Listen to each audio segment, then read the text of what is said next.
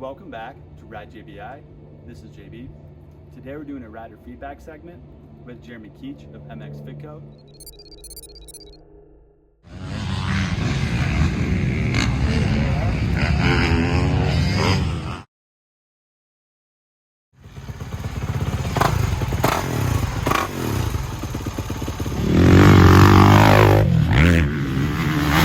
Recently we linked up with him at Fox Raceway, and he got to ride his 2022 Kawasaki KX450SR, which features JBI tuned KYB Forks with the JBI Titanium Pro Perch. That is his personal setup. He got to ride that, and then halfway through the day we took those forks off and bolted on our JBI suspension Showa 49mm twin chamber forks. This is our Pro Fork Revalve with JBI Titanium Pro Perch as well. So think of this as the Showa equivalent of the KYB forks that are on his bike. These are the stock Showa forks that the non-SR comes with, that we had done our Pro Fork Revalve and additional upgrades.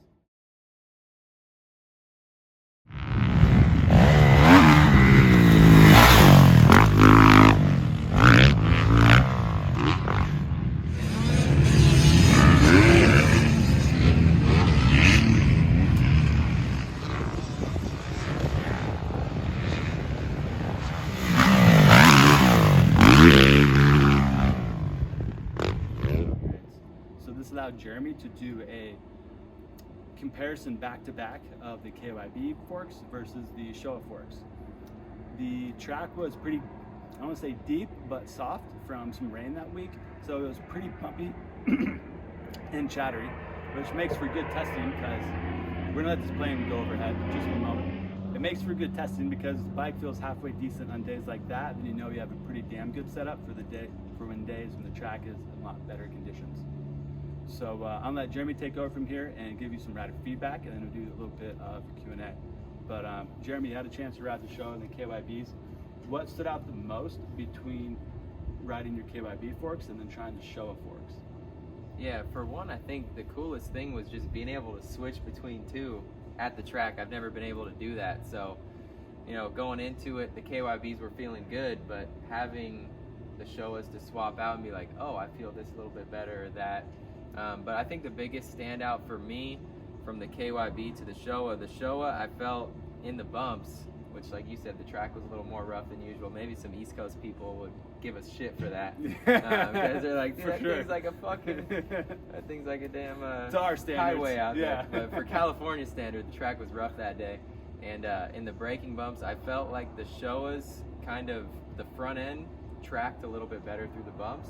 Mm-hmm. Where especially the slow speed bumps, like going into ruts, under really braking. Heavy braking. Yeah, under braking, I felt like the fork ate it up better on the Showas, whereas I would get a little bit more feedback, a little bit more kind of deflecting on the KYBs. On the KYBs.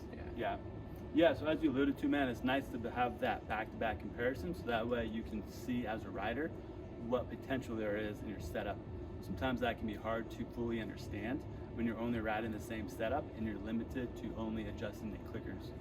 So that was a lot of fun for us today to allow him to experience that. In terms of bottoming resistance, meaning when you land from jumps, you feel like both forks had equal amount of bottoming resistance, so that way when you did land from a jump, the bike absorbed it well, but didn't rebound or recoil wildly. It would be stable. Yeah, I felt like both of them, there was no real difference in terms of bottoming resistance. I felt like I never bottomed out on any of the jumps or anything like that, so I didn't notice much of a difference between the two there. Cool. Yeah. Nice. Awesome. And he's been riding our JBI Titanium Pro Perch, which is the newest evolution of the JBI Pro Perch. Sorry.